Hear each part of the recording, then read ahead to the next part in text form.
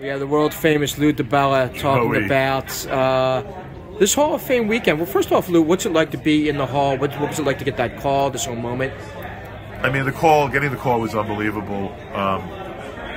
You know, gratifying, humbling, all that kind of stuff, emotional. It was amazing. But this weekend is blowing my mind. I mean, getting to see so many fans, getting to see how many people love boxing.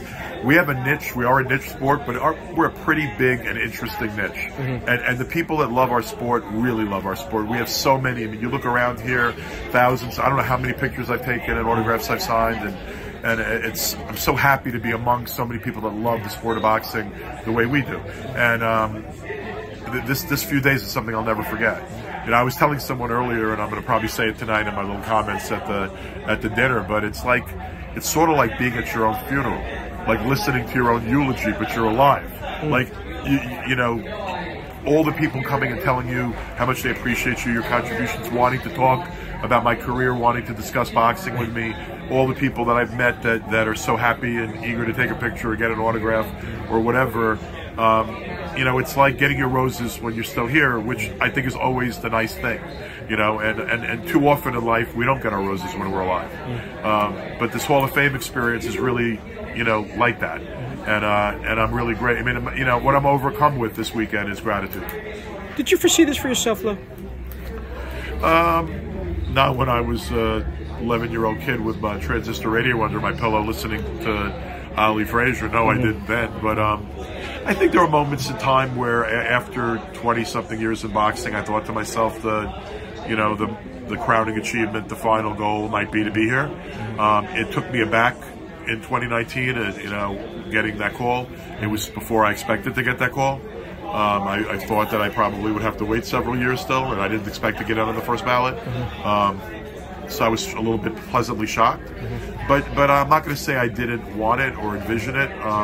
But I'll tell you, when you're a kid, and like Ali was my ultimate hero, I mean, and Frazier was my hero, and I got to know them and become friends with them. I got to know my heroes, and you know, over the last 30 years, the kings and queens of boxing are friends of mine and acquaintances and people that I grew up with in this sport. And to be here and to be inducted with so many of them and to join them in this little piece of, what's the word, immortality, I guess? I mean, it's a little piece, that little plaque's always going to be there. This building hopefully will always be here. And that little feeling of immortality is really heartwarming, and it's humbling.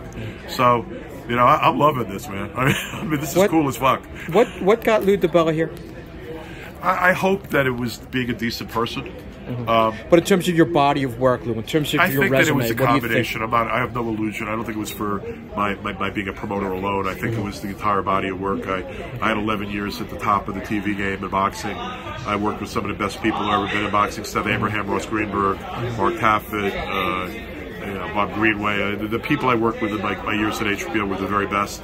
And I think the product we put out at HBO in the 90s, early 2000s, late 80s was the very best. So I think it was a combination of what I did at HBO and what I did as a promoter. I think it's also 33 years of having boxing dominate my life. You know, it's funny, but after walking around a couple of days and talking to everyone, I'm starting to really believe I deserve it. The induction speech, what's that going to be like? Is it going to be emotional? I mean, do you foresee yourself? What's this going to be like? It's going to be, I started to sit down and try to write it 100 times. It's very difficult for me to write a speech because it's not generally how I do it. I tend to go up there and speak from the heart and just go for it. So I think actually that's what I'm really going to do. I may have a couple of bullet points, but I think I'm just going to get up there and speak from the heart. Gotcha. And then finally, you see this, I see people coming from all over the place. I see you signing autographs. First off, did you think that many people knew who you were? No, I really didn't. But I want to tell you something, man. This is. I'm seeing right here that if you're a hardcore boxing fan, if you're one of our real boxing heads, you got to come to this. And I'm not going to tell you I came religiously over the years. I've been here before a few times, but it's not like I come every year. But if you're a hardcore boxing fan, this is heaven. And what's blowing my mind is the thousands, and I mean thousands of boxing fans that are around Canastota right now. These are knowledgeable fans. I mean, like, you know, I can't walk anywhere and these people don't know me here. Like, and it's crazy. It's fun, you know. But it's nice to see the passion that our fans have for the sport. And yeah, we might be a niche, but we're one hell of an interesting and powerful niche. Gotcha. And finally, Lou, what are you going to remember the most you think about this weekend? The love. Okay. Okay. What do you really remember? You remember people. Yeah. You know? You remember relationships. That's what you remember. You're starting to get choked up now, bro. Yeah. Yeah. A little bit. Yeah. I'm going to go here with this. You mentioned, I know the story, your backstory about your brother. How old were you? How old was he? I was 30, early 30s when my brother passed away. He was in his 20s. It'll be 30 years in a couple of weeks. Yeah. And you know, I'm thinking about him a lot this week. He would have loved this. My dad would have loved this. What was your brother's name, though? John. And actually, I just, you know, you talk about strange experiences. I had a real hardcore boxing man walk up to me and say, my wife worked with your mom years ago. Jeez. And he was carrying a copy. My brother wrote a book before he died. And he was carrying a copy. My mother published it after my brother died. And this guy had a copy of my brother's book and wanted me to autograph a copy of my brother's book. Whoa. Which was really a lovely thing to happen. It was warmed my heart. Gotcha.